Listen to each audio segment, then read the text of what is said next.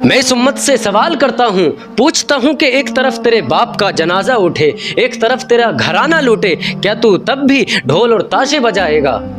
میرے امام کی ادھر شہادت ہوئی اور تو نادان ڈھول اور تاشے بجاتا ہے۔ اللہ اکبر۔ محرم کی 10ویں تاریخ کو امام علی مقام رضی اللہ تعالی عنہ کو شہید کر دیا گیا۔ دشمنان اسلام نے امام علی مقام کے سر کو قلم کرنے کے بعد معاذ اللہ آپ کے سر کو لٹکایا۔ اللہ اکبر۔ اور آج ہم لوگ اتنے بدبخت ہو چکے ہیں، اتنے بے غیرت ہو چکے ہیں کہ 10ویں محرم کو جب امام علی مقام رضی اللہ تعالیٰ عنہ کی شہادت ہوئی اور ہم لوگ میلے میں جا کر خوشیاں مناتے ہیں، ہم لوگ میلوں میں جا کر ڈھول اور تاشے بجاتے ہیں۔ اللہ اکبر۔ ادھر امام علی مقام کے دشمنوں نے سر کو قلم کیا معاذ اللہ، اور ادھر تم لوگ خوشیاں منا رہے ہو۔ ایسے مومن ہونے پر، ایسے مسلمان ہونے پر کلنک ہے تم لوگوں پر۔ تم لوگ بے غیرت و بے حیا ہو چکے ہو۔ تم لوگوں کو میرے امام کی شہادت نہیں دکھتی، تم لوگوں کو میرے امام کی محنتیں نہیں دکھتی۔ میرے امام نے اس اسلام کو بچانے کی خاطر، دین اسلام کو بچانے کی خاطر اپنے اہل و عیال کو اس دین اسلام پر قربان کر دیا، اور خود کو بھی امام علی مقام نے اسلام کو بچانے کی خاطر قربان کر دیا۔ اور تم میلوں میں جا کر اسلام کی حرمت پر، اسلام کی عزت پر انگلیاں اٹھواتی ہو۔ تم لوگ بے پردہ میلوں میں گھومتی ہو، میلوں میں عیش و عشرت کے ساتھ اپنی زندگی کو گزارتی ہو۔ اور حتیٰ کہ اب تو یہ دیکھا جاتا ہے کہ جب 10 محرم الحرام آتا ہے تو ہم لوگ چھٹیاں کر دیتے ہیں، اپنی جاب کو چھوڑ دیتے ہیں 9 اور 10 محرم کی تاریخ کو۔ کیوں؟ کیونکہ میلہ آ رہا ہے، ہم لوگوں کو میلہ دیکھنا ہے، ہم لوگوں کو طرح طرح کی عیاشیاں کرنی ہے۔ اور اللہ اکبر، نوبت تو یہ آ چکی ہے کہ ہم لوگ 2 یا 3 لاکھ کا تعزیہ بنا کر 10 محرم کو اس کو شہر میں گھماتے ہیں، اس کو گاؤں میں گھماتے ہیں، اور ہم لوگ اس تعزیے میں اتنا پیسہ لگا کر، اتنی محنتیں کر کے ایک کربلا میں ہم لوگ اسے ڈال آتے ہیں، جو کربلا ہم لوگوں نے ہو بہو بنا رکھی ہوتی ہے، ایسی رسمیں بنا رکھی ہیں جو بے بنیادی ہیں۔ جبکہ تعزیہ داری حرام ہے، پھر بھی میرے آقا کی امت، آقا کریم صلی اللہ علیہ وسلم کی امت اس کام کو انجام دے رہی ہے۔ ایک طرف میرے امام کی شہادت ہوئی ہے اور ایک طرف آپ کی امت ڈھول اور تاشے بجا رہی ہے۔ اللہ اکبر۔ 10 محرم کو آپ کی امت ڈھول اور تاشے بجاتی ہے، اور اگر یہ نہ بجے تو یہ سوچتے ہیں کہ محرم ہے ہی نہیں۔ اللہ اکبر۔ اس امت سے سوال کرتا ہوں، پوچھتا ہوں کہ ایک طرف تیرے باپ کا جنازہ اٹھے، ایک طرف تیرا گھرانہ لوٹے، کیا تو تب بھی ڈھول اور تاشے بجائے گا؟ میرے امام کی ادھر شہادت ہوئی اور تو نادان ڈھول اور تاشے بجاتا ہے۔ اللہ اکبر۔ اس کو اپنا ذریعہ معاش سمجھتا ہے، اور تو 3 لاکھ یا 2 لاکھ کا تعزیہ بنا کر اس کو شہروں میں گھماتا ہے۔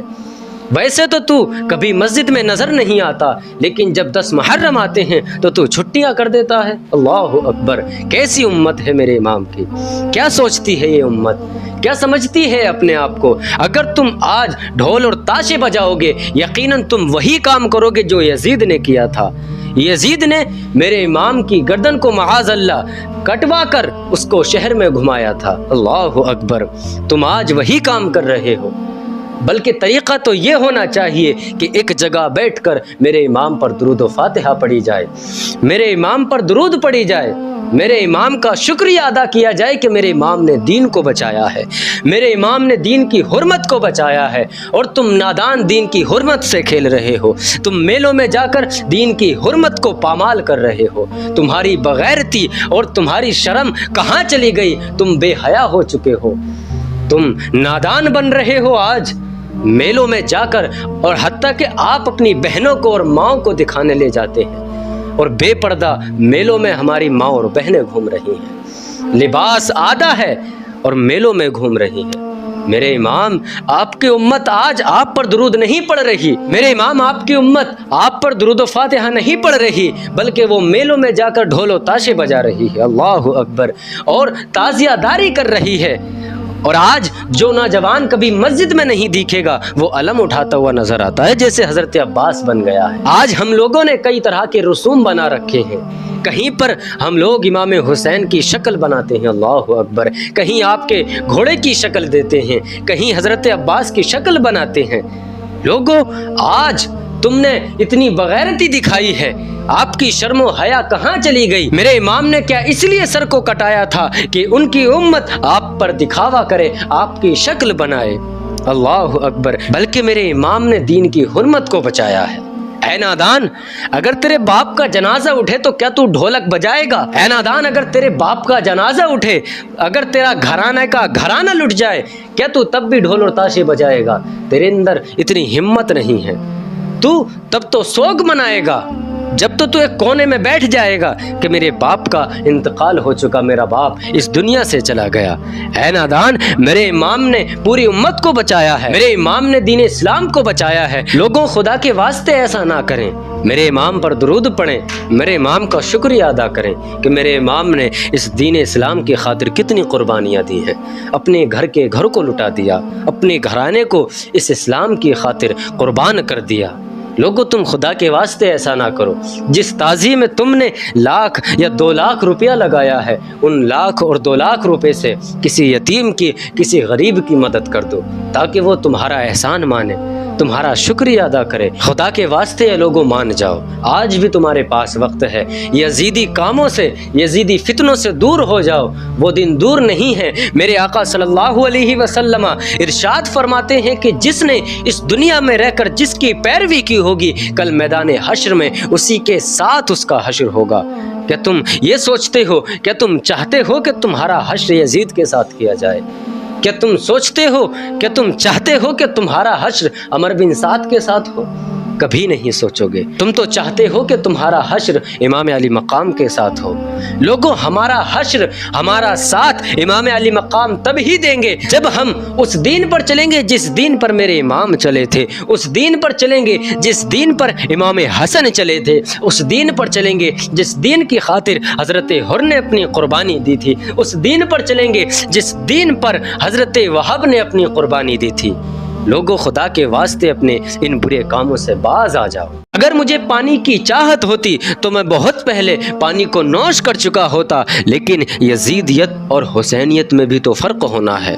یہ دنیا جانے گی کہ یزیدیت کیا تھی اور حسینیت کیا تھی۔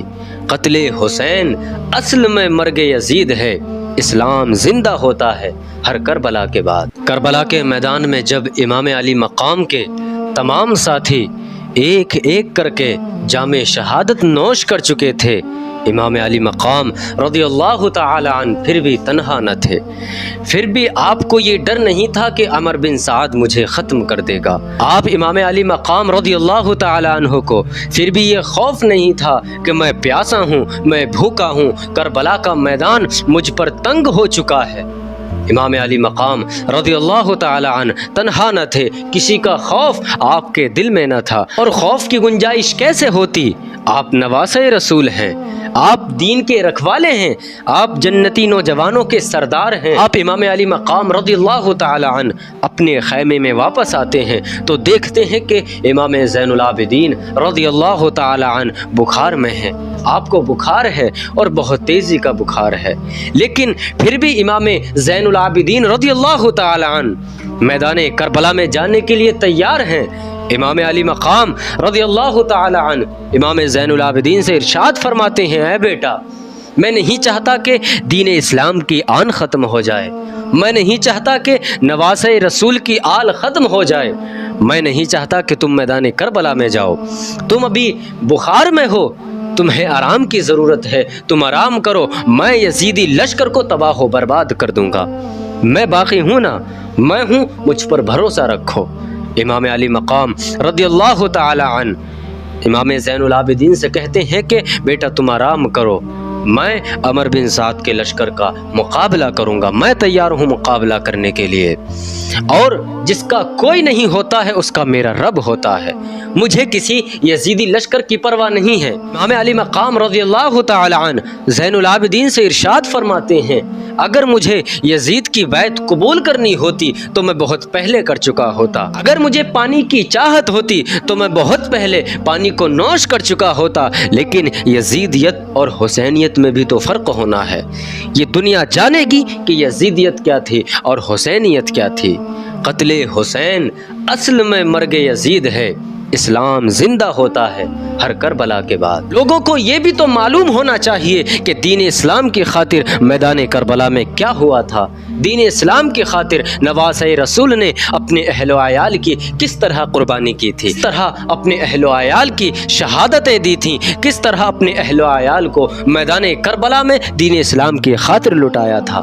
لوگوں کو یہ بھی تو پتہ ہونا ہے۔ امام علی مقام رضی اللہ تعالی عنہ عمر بن سعد کے سامنے پہنچتے ہیں اور دشمنان دین آپ کو چاروں طرفوں سے گھیر لیتے ہیں۔ امام علی مقام رضی اللہ تعالی عنہ کے سامنے شمر لعین آتا ہے۔ امام علی مقام ارشاد فرماتے ہیں، اے کمینے، اے یزیدی کتے، دور ہو جا میری نظروں سے، دور ہو جا۔ امام علی مقام رضی اللہ تعالی عنہ کی ہیبت دیکھ کر، آپ کا جلال دیکھ کر دشمنان دین کا لشکر خوف زدہ ہو جاتا ہے۔ دشمنان دین میں ایک آہٹ سی پیدا ہو جاتی ہے جو دشمنان دین کے دلوں کو ہلا کر رکھ دیتی ہے۔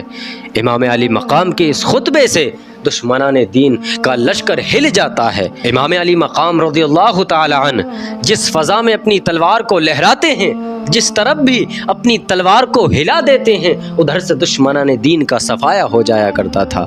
ایسا لگتا تھا جیسے گاجر و مولی کٹ رہے ہوں۔ امام علی مقام کی تلوار میں مولا علی کائنات کی طاقت تھی، کیونکہ آپ نواسۂ رسول ہیں، شیر خدا کی آپ کی تلوار میں طاقت تھی۔ امام علی مقام پر حضور صلی اللہ علیہ وسلم کا دست مبارک تھا، آپ کی تلوار میں وہ طاقت آ گئی کہ دشمنان دین کا لشکر خوف زدہ ہو جاتا تھا۔ آپ جب اپنی تلوار کو اللہ اکبر کی صدائیں لگاتے ہوئے دشمنان دین میں لہراتے تھے، ادھر سے ہی گاجر و مولی کی طرح دشمنان دین کی گردنیں اترتی ہوئی نظر آتی تھیں۔ امام علی مقام رضی اللہ تعالی عنہ تھمنے والے نہیں تھے۔ عمر بن سعد جب سوچتا ہے، دیکھتا ہے امام علی مقام کو اپنی تلوار کو لہراتے ہوئے، تو عمر بن سعد سوچتا ہے کہ آج امام علی مقام کی تلوار نہیں رکنے والی، کیوں نہ امام علی مقام کو دھوکے میں لیا جائے، فریب میں لیا جائے۔ عمر بن سعد کہتا ہے کہ دیکھو تمہارے گھر والے تمہیں دیکھ رہے ہیں۔ اللہ اکبر۔ جب امام علی مقام اپنے خیمے کی طرف دیکھتے ہیں، عمر بن سعد کا ایک سپاہی آپ پر دھوکے سے وار کر دیتا ہے اور آپ کا بازو کٹ جاتا ہے۔ اللہ اکبر۔ جب آپ اپنے دوسرے بازو سے دشمنان دین پر حملہ کرتے ہیں تو آپ کا دوسرا بازو بھی کمزور ہو جاتا ہے۔ دشمنان دین ایک جٹ ہو کر آپ پر تیروں کی بارشیں کر دیتے ہیں۔ جب آپ امام علی مقام رضی اللہ تعالی عنہ پوری طرح سے زخمی ہو جاتے ہیں، دشمن اسلام آپ پر سوار ہو جاتے ہیں، تو میدان کربلا رونے لگتا ہے، یہ سورج بھی رونے لگتا ہے، زمین و آسمان پر فرشتے روتے ہیں کہ آج دین اسلام کا سورج مٹ رہا ہے، دین اسلام کا سورج زخمی ہے، علی کا شیر آج زخمی ہو گیا ہے، فرشتے رو رہے ہیں۔ اللہ اکبر۔ یہ سورج رو رہا ہے، یہ زمین و آسمان رو رہے ہیں۔ اللہ اکبر۔ امام علی مقام رضی اللہ تعالی عنہ دین کے دشمن سے کہتے ہیں کہ بتا وقت کیا ہوا ہے۔ امام علی مقام سے وہ کہتا ہے کہ نماز جمعہ کا وقت ہو چکا ہے۔ امام علی مقام رضی اللہ تعالی عنہ اس دشمن اسلام سے کہتے ہیں کہ مجھے 2 رکعت نماز پڑھنے کا وقت دو، میں 2 رکعت نماز ادا کرنا چاہتا ہوں۔ امام علی مقام رضی اللہ تعالی عنہ 2 رکعت نماز ادا کرتے ہیں اور اس دنیا کو الوداع کہہ دیتے ہیں۔ انا للہ و انا الیہ راجعون۔ مختصر سا واقعہ آپ لوگوں نے سنا ہے، اگر آپ اس کی تفصیل جاننا چاہیں گے، تفسیر سے اس واقعے کو سننا چاہیں گے، تو آپ خاک کربلا میں اس واقعے کو پڑھ سکتے ہیں۔ امام علی مقام رضی اللہ تعالی عنہ کی قربانی کے بعد دشمن اسلام آپ کے اہل و عیال پر حاوی ہونے والے تھے۔